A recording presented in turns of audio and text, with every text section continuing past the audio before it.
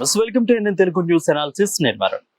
So ఆంధ్రప్రదేశ్లోని మహిళలకు ఎప్పుడెప్పుడు అనేది చూస్తున్న ఫ్రీ బస్సు సర్వీస్ అనేది కూడా తొందరలో అందుబాటులోకి రానున్నట్లుగా తెలుస్తోంది. సో యావత్ రాష్ట్ర మహిళలందరూ కూడా ఇచ్చిన కూటమి ప్రభుత్వం ఇచ్చిన హామీలలో ఒకటిగా ఉన్న ఈ యొక్క ఫ్రీ బస్సు మహిళలకు సర్వీస్ అనేది కూడా ఎంతో మంది ఎప్పుడెప్పుడు అనేది చూస్తున్నారు. And in the same time ఇటు తెలుగు రాష్ట్ర మహిళలే కాకుండా ఇటు వైసీపీ వాళ్ళు కూడా ఎప్పుడెప్పుడా మీరు అమలు చేస్తారా లేదా అంటూ కూడా వాళ్ళు పెద్ద ఎత్తున కూడా నినాదాలు చేయటం, అదేవిధంగా కౌంటర్లకి ప్రతి కౌంటర్లు ఇవ్వటం అనేది సర్వసాధారణంగా ఆంధ్ర రాష్ట్రంలో జరుగుతున్న విషయం కూడా మనందరికీ తెలిసిందే. సో ఇదే నేపథ్యంలోనే ఈ రోజు ఇటు కమిటీ సభ్యులు ఎవరైతే రాష్ట్ర హోంమంత్రి అనిత, అదేవిధంగా ఇటు మహిళా మంత్రి వీళ్ళిద్దరూ కూడా అటు వెళ్ళటం జరిగింది కర్ణాటకకి. అదేవిధంగా కర్ణాటక అయిపోయిన తర్వాత కర్ణాటకలో ఏ విధంగా ఈ యొక్క అమలు అనేది జరగబోతుంది, ఏ విధంగా దానికి ఫ్రీ బస్ కి సంబంధించిన సర్క్యులేటరు, అదేవిధంగా అక్కడ ఈ యొక్క నష్టాన్ని మహిళలకి ఫ్రీ ఇవ్వటం ద్వారా ఈ యొక్క నష్టాన్ని మరి ఏ విధంగా దీన్ని పూడ్చుతారు అనేది కూడా అక్కడ కర్ణాటకలో ఏ విధంగా చేస్తున్నారు అనేది కూడా చూసి ఆ తర్వాత వీలైతే మళ్ళీ తెలంగాణ వెళ్ళి తెలంగాణ రాష్ట్రంలో కూడా వీళ్ళు పూర్తిగా చేసుకొని మొత్తం కూడా వీళ్ళు చూసుకొని మళ్ళీ తిరిగి రావడం అయితే జరుగుతోంది. సో ఇదే నేపథ్యంలోనే ఇటు కర్ణాటక రాష్ట్రంలో డిప్యూటీ సీఎం అదేవిధంగా సీఎం ని కలిసి ఆ తర్వాత వీలైతే వాళ్ళిద్దరిని కలిసి ఆ తర్వాత ఈ యొక్క ఎవరైతే కర్ణాటకలో ఫ్రీ బస్సు సర్వీస్ ఎవరైతే రన్ చేస్తున్నారో వాళ్ళ ఎండీని కూడా కలిసి ఏ విధంగా ఉండబోతుంది, దాని పర్యాయాలు ఏ విధంగా ఉండబోతున్నాయా, నష్టాలు వస్తున్నాయా, లాభాలు వస్తున్నాయా, అదేవిధంగా అక్కడ సరిహద్దులకు మాత్రమే ఇస్తున్నారా, సో మహిళలందరికీ ఈ యొక్క ఫెసిలిటీని కల్పిస్తున్నారా, సో జీరో టికెట్ అనేది ఏ విధంగా అమలు జరుగుతుంది అనేది కూడా వీళ్ళు మొత్తంగా పూర్తి కమిటీ మెంబర్స్ వెళ్ళి ఆ తర్వాత వచ్చి ఇటు ఆంధ్రప్రదేశ్లో నివేదికను ఇటు చంద్రబాబు నాయుడుకి ఇచ్చే ప్రక్రియ అయితే జరగబోతున్నట్లుగా తెలుస్తోంది.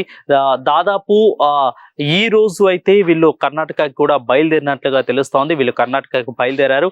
సో ఇక్కడ జరిగిన తర్వాత మీటింగ్ జరిగిన తర్వాత వీళ్ళందరూ కూడా మళ్ళీ ఆంధ్రప్రదేశ్ వచ్చి ఆంధ్రప్రదేశ్లో నివేదికని ఇటు చంద్రబాబు నాయుడుకి అయితే ఇచ్చే ఈ యొక్క నివేదికని ఇస్తారు. ఆ తర్వాత చంద్రబాబు నాయుడు ఈ యొక్క మొత్తాన్ని కూడా పరిశీలించి మళ్ళీ కమిటీ వేసి దీన్ని ఏ విధంగా నడపాలి, ఏ విధంగా చేయాలి అనేది చేస్తున్నట్లు కూడా తెలుస్తోంది. వీలైతే అతి త్వరలో దీన్ని ఉగాది రోజున మన తెలుగు రాష్ట్రాలకి కొత్త పండుగైన ఉగాది రోజున దీన్ని అమలు చేసే ప్రక్రియ అయితే జరగబోతున్నట్లుగా తెలుస్తోంది. ఇంతకు ముందు చంద్రబాబు నాయుడు మామూలుగా ఇటు సంక్రాంతికే దీన్ని అమలు చేద్దాం అనుకున్నారు. కానీ ఈలోపు అతి త్వరగా జీరో టికెట్ అనేది అమలు కావడానికి కొంత సమయం పట్టొచ్చు. జీరో టికెట్ అనేది అమలు కావాలంటే కొంత టైం తీసుకోవాలి. ఎందుకంటే టికెట్ ఇస్తారు కానీ జీరో టికెట్ మీరు తీసుకున్న టికెట్ మీద జీరో అని పడుతుంది. ఈ కౌంట్ మొత్తం అటు గవర్నమెంట్కి వెళ్తుంది. ఎన్ని టికెట్లు, ఎంతమంది మహిళలు ప్రయాణించారు, ఎంత జరుగుతుంది అనేది కూడా మినిట్ టు మినిట్ అప్డేట్ వాళ్ళకి వెళ్తుంది. కాబట్టి సో జీరో టికెట్ చేయాలి అంటే కొంత టైం పడుతుంది. సో ఇది సంక్రాంతి లోపు అమలు కాలేదు కాబట్టి ఇటు దీన్ని కుదించి దాన్ని కొంచెం మళ్ళీ ఉగాదికి దీన్ని ఏర్పాటు చేసే ప్రక్రియ కూడా ఏర్పాటు చేస్తున్నట్లుగా తెలుస్తోంది. సో ఈ విధంగా అయితే ఇటు రాష్ట్ర మంత్రులందరూ కూడా అటు కర్ణాటకకి వెళ్ళారు. కర్ణాటకలో మంత్రులు ఎవరైతే మహిళా మంత్రులు ఉన్నారో అనిత, అదేవిధంగా మహిళా మంత్రి వెళ్ళి అక్కడ మాట్లాడి వాళ్ళతో చర్చించిన తర్వాత ఆ నివేదికను ఇటు చంద్రబాబు నాయుడికి నివేదికను ఇచ్చిన తర్వాత దాని రూపురేఖలను, సరిహద్దులను కూడా చంద్రబాబు నాయుడు మొత్తం పరిశీలించి సీఎం, అదేవిధంగా డిప్యూటీ సీఎం, రాష్ట్ర రవాణా శాఖ మంత్రి వీళ్ళందరూ కూడా పరిశీలించి దాన్ని ఉగాదికి వీలైనంత అతి త్వరలో ఉగాదికి దీన్ని చేసే ప్రక్రియ అయితే ఏర్పాటు చేస్తున్నట్లయితే తెలుస్తోంది. సో ముఖ్యంగా ఉమ్మడి 13 జిల్లాలు అంటే విభజన జరగక ముందు ఉన్న జిల్లాలు 13 జిల్లాలు అయితే ఏవైతే ఉన్నాయో వీటిలన్నిటి నేపథ్యంలో కూడా అంటే సరిహద్దులు రాయలసీమ, అటు నెల్లూరు, ఆపై వచ్చేసరికి శ్రీకాకుళం, విజయనగరం ఈ రకంగా ఈ అంతర్భాగం మొత్తం కూడా ఫ్రీ పెట్టే అవకాశాలు ఉండి ఇటు తెలంగాణకి రావాలి అంటే నడికుడే అంతకంటే ముందు మార్చాల వరకు తీసుకునే టికెట్ అక్కడ నుంచి మళ్ళీ తెలంగాణలోకి, అక్కడ నుంచి తెలంగాణకి వెళ్ళాలంటే మళ్ళీ డబ్బులు కట్టుకోవాలి. సో ఈ విధంగా సరిహద్దులో ఇప్పుడు ఎగ్జాక్ట్గా ఎక్కడైతే ఈ యొక్క ఫ్రీ బస్సు అమలు జరుగుతుందో కర్ణాటకలో, అదేవిధంగా తెలంగాణలో. సో ఇప్పుడు ఎగ్జాంపుల్ చూసుకున్నట్లయితే తెలంగాణలో ఆంధ్రప్రదేశ్కి ఇక్కడున్న మహిళలు వెళ్ళాలి అంటే నల్గొండ వరకు వెళ్ళి నల్గొండ వరకు కూడా ఫ్రీ బస్ సర్వీస్ చేసుకొని అక్కడ నుంచి మళ్ళీ వాళ్ళు టికెట్ తీసుకునే అవకాశం ఉంటుంది ఆంధ్రాకి వెళ్ళాలంటే.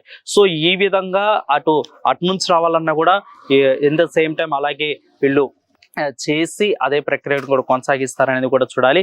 సో అంటే మళ్ళీ ఫ్రీ బస్ సర్వీస్ పెట్టడం వల్ల ఇటు ఎవరైతే జెంట్స్ ఉన్నారో వాళ్ళకి టికెట్ ఛార్జీ పెంచే యోచనలో ఉండబోతుందో, ఒకవేళ పెంచితే ఏ విధంగా ఉండబోతుంది, దానివల్ల ఏ విధంగా ఎఫెక్ట్ పడుతుంది అనేది కూడా చూసే ప్రక్రియ అయితే జరగబోతుంది. సో ఎట్టకేలకైతే మహిళలు, అదేవిధంగా ఆంధ్ర రాష్ట్ర మహిళలు ఏ విధంగా అనుకుంటున్నారో, సో వాళ్ళు ఎప్పుడెప్పుడు అని ఎదురు చూస్తున్నారో, ఆ ఫ్రీ బస్ సర్వీస్ అనేది కూడా అతి త్వరలో మీ అందరి ముందుకు రాబోతున్నట్లు కూడా తెలుస్తుంది. సో చూస్తూనే ఉండండి ఈ ఫ్రీ బస్ సర్వీస్ మీద. ఇటు తెలంగాణ రాష్ట్రంలో, అదేవిధంగా కర్ణాటకలో ఏ విధంగా అంటున్నారు, మీ తెలంగాణ రాష్ట్రంలో, మీ కర్ణాటక రాష్ట్రంలో ఫ్రీ బస్ సర్వీస్ ఏ విధంగా ఉంది, అదేవిధంగా తమిళనాడు కూడా ఏ విధంగా ఉంది, కింద కామెంట్ సెక్షన్ లో తెలియజేయండి. అదేవిధంగా ఈ ఫ్రీ బస్ సర్వీస్ గురించి మీరేమనుకుంటున్నారో కామెంట్ రూపంలో తెలియజేయండి. మినిట్ టు మినిట్ అప్డేట్ కోసం ఫాలో అవుతూనే ఉండండి ఏఎన్ఎన్ తెలుగు న్యూస్.